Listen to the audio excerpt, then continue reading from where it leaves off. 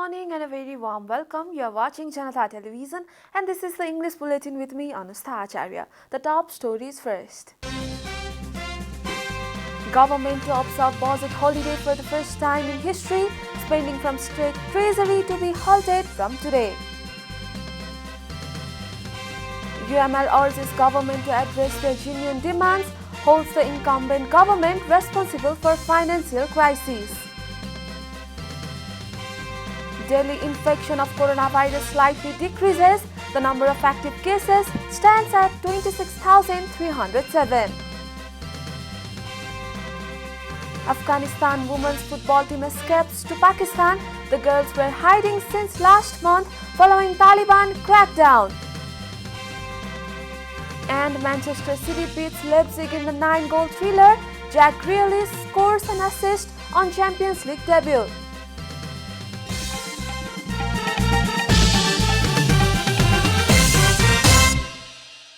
And now the news in detail. This is the first time in history of Nepal that the government has been unable to spend the budget despite having adequate funds in the state treasury. It has been 70 years since the government started budgetary system, which has now come to halt due to the obstruction created by the main opposition party CP and UML. A report. The government will not be able to spend from the state coffers effective from today due to the failure to endorse the replacement bill within the deadline of 15th of September 2021.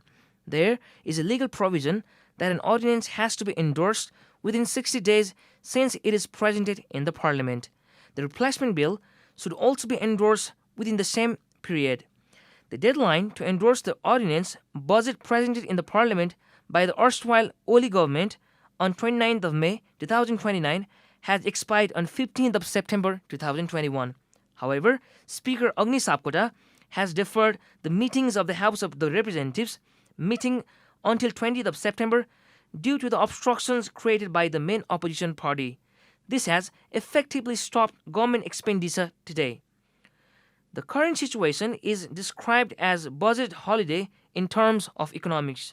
This is likely to have adverse impact on big projects. According to the Office of the Financial Comptroller General, the government has already received Rs 176 billion as of 14th of September, but the government has been able to spend only Rs 74.62 billion in the current fiscal year. This means that the remaining amount of Rs 102 billion in the state coffers has been frozen for the time being. Finance Secretary Madhukumar Marasini says that the government cannot spend the budget even by issuing checks. Therefore, he urged the government to endorse the budget as soon as possible, taking into consideration the welfare of the public. The government has not been able to endorse the budget due to its failure to take the main opposition party into confidence. The main opposition party UML has been obstructing the lower house proceedings since the current session began on September 8. Dr. Pushparaj Gadel, former Vice Chairperson of the National Planning Commission, has stated that the government is to blame for the country's budget deficit. He said that the current government is the main reason for the country reaching a state of financial crisis.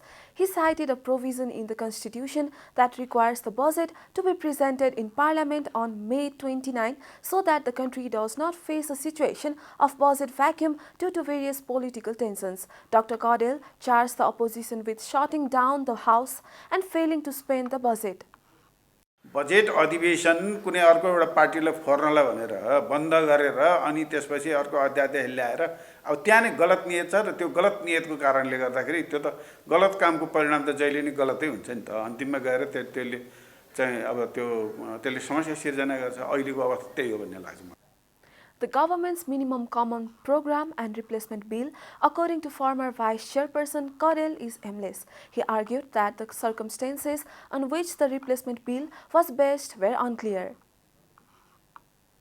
Dr. Gadel also said that Rs 5 billion would be wasted if the government distributes relief of Rs 10,000 each to 500,000 families as per the announcement made by Finance Minister Janata in the replacement bill. The CPN-UML has drawn the attention of the government and the Speaker to run the Parliament business by addressing their demands.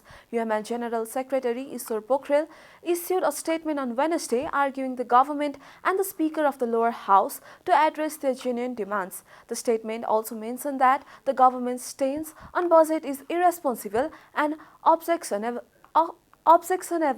He argued that the country is facing financial crisis as the government wasted a lot of time to prepare the replacement bill. Pokhrel further said that the replacement bill has not taken into consideration the issue of financial discipline. The UML also accused the government that the development budget has been put on hold and expenses in unproductive sectors have increased due to the wrong policy adopted by the government. This is Janata Bulletin. We'll be right back after a short break.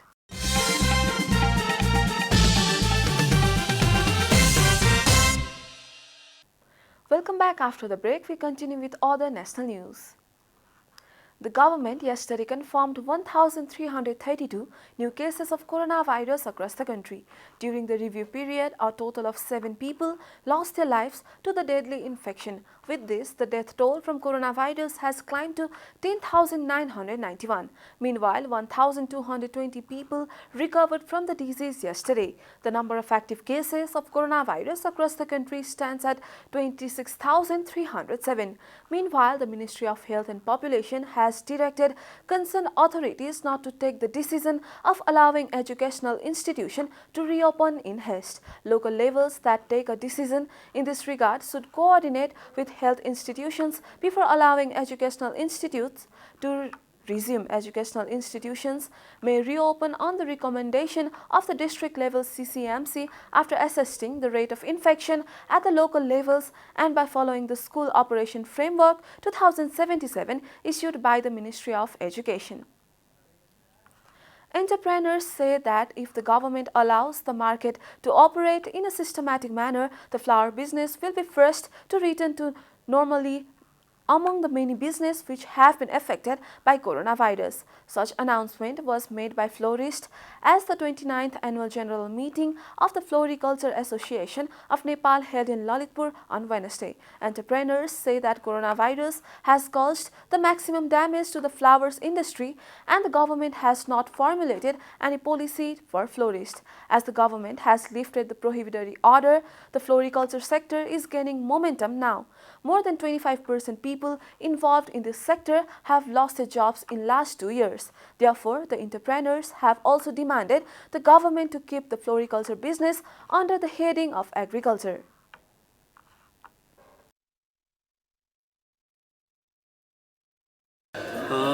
हामीले चाहिँ अब कोरोनाको महामारीमा पुष्प व्यवसाय जसरी पर्यटन क्षेत्र चाहिँ अलिकति समस्यामा छ त्यसरी चाहिँ पुष्प क्षेत्र पनि समस्यामा छ। यो समस्याको बीचमा पनि हामीले केही कारोबारहरू हामीले गरिरहेका छौँ पुष्पको। विशेष गरिकन अहिले सबभन्दा बढी क्षति भएको भनेको चाहिँ कट फ्लावरको क्षेत्रमा क्षति भएको छ। पुष्प क्षेत्रभित्र आबद्ध भएका जति पनि यसमा आबद्ध हुनुहुन्छ उहाँहरूको चाहिँ आर्थिक रूपमा चाहिँ एकदम नकारात्मक असर पारेको छ। The flower business, which had a turnover of Rs 2.5 billion in 2075 and 76, has declined to Rs 1.63 billion in 2077 and 78. The first phase of the 12th National Census 2078 BS began on Wednesday with the listing of households and families. According to the Central Bureau of Statistics, the census is being conducted in 2 phases, this time using new technology. A report. The first phase of the National Census 2078 has started. Supervisors across the country started filling the forms for listing houses and households. The Central Bureau of Statistics reports that 8,500 supervisors have been assigned for this year's census. According to the Bureau, university graduates have been appointed as supervisors this year. The supervisors will reach out to around 70,000 households across the country. The listing of households in the first phase will conclude on 4th of October 2021, which is 20 days from now. The second phase of the census will take place from November 1st to November 11. The supervisors will be solely responsible for filling out the listing forms, entry of daily work details into the mobile app, filling out the agricultural forms, house leasing form, community questionnaire, as well as monitoring the enumerators according to the department. अहिले चाहिँ हामीले सूची तयार गरेर घर घरमा 8500 सुपरभाइजरहरू आजदेखि नै हाम्रो खटिनु भएको छ। उहाँहरूले मुख्य रूपमा पुरुष, महिला र अन्य लिङ्गीहरू कतिजना हुनुहुन्छ परिवारमा र घरहरूको विवरण लिनुहुन्छ। जस्तै घरहरूको विवरण भन्नाले आवासीय घरमा घर कतिवटा छ, सङ्घ संस्थाको घर कति छ, ब्याङ्क तथा वित्तीय संस्थाको घर कति छ, स्कुलहरू भएका घर कति छन्, त्यस्तै किसिमका धेरै खाली घरहरू पनि लिन्छौँ हामीले। त्यसले गर्दा व्यापार व्यवसायका घरहरू, उद्योग धन्दाका घरहरू पनि यो पहिलोपल्ट गर्दैछौँ हामीले। This time, the department has begun collecting data on the community system, which is a new practice. The department has urged everyone to provide accurate data to census supervisors and enumerators. And now the news from economic front.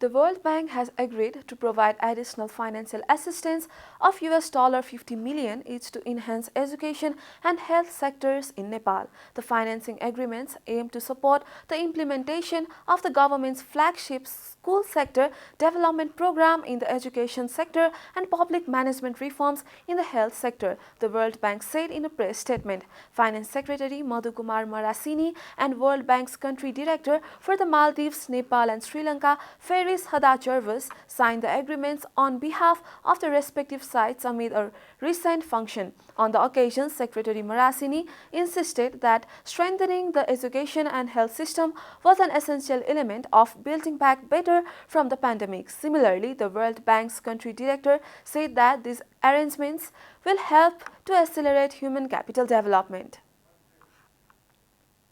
Time for a short break here at Janata Bulletin. Stay tuned for international news.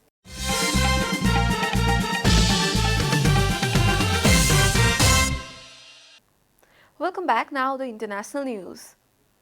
Female players from Afghanistan's junior national football team have crossed the border into Pakistan. The girls had spent the past month in hiding amid fears of crackdown on women's rights by the Taliban. Members of women's side flew out of Kabul last month, but the youth teams were reportedly left stranded as they lacked passport and other documents. 32 players and their families won visas after the charity football for peace lobbied Pakistan. The latter claimed that the girls were at risk of grave threats from the Taliban. After the fall of Kabul a month ago, players were warned by the national team's former captain Khalida Popal to delete pictures of them playing on social media and to bomb their kits to protect themselves from potential reprisals from the new regime. Women were barred from participating in sports during the Taliban's last spell in power from 1996 to 2001.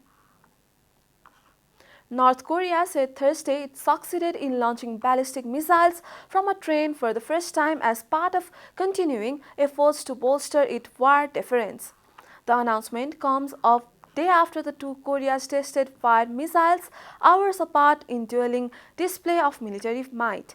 The launches underscored a return of tensions between the rivals amid a prolonged statement in US-led talks aimed at stripping North Korea of its nuclear weapons program. The South Korea and Japanese militaries had said that two short-range ballistic missiles fired by North Korea flew 800 kilometers before landing in the sea inside Japan's exclusive economic zone set outside its territorial waters. The last time a North Korean missiles landed inside the zone was in October 2019. You are watching Janata Bulletin, and now the latest from the world of sports.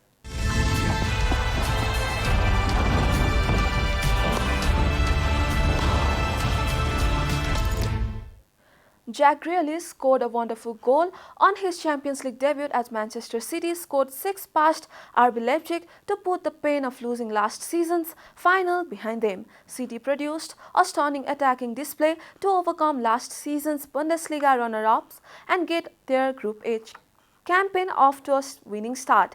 Grealish, the British, scored £100 million signing from Aston Villa eliminated Etihad Stadium after cutting inside from the left before curling home to make it 4-2 in an extraordinary game. Nathan Ake had put Pep Guardiola's side ahead with a powerful header before an own goal by Nordi Mukele doubled the lead. Liverpool had to come from behind to win a Champions League thriller against AC Milan at Anfield. Jurgen Klopp's team laid siege to Milan's goal from the start, taking a deserved early lead when former Chelsea defender Fikayo Tomiri deflected a cross from Trent Alexander-Arnold into his own net. Liverpool were stunned when Milan struck twice in a space of seconds right at half-time.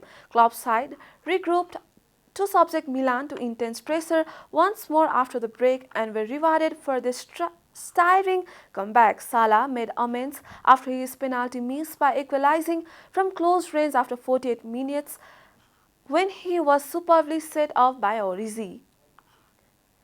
We are at the end of Janata Bulletin and the headlines once again. Government to observe budget holiday for the first time in history. Spending from state treasury to be halted from today.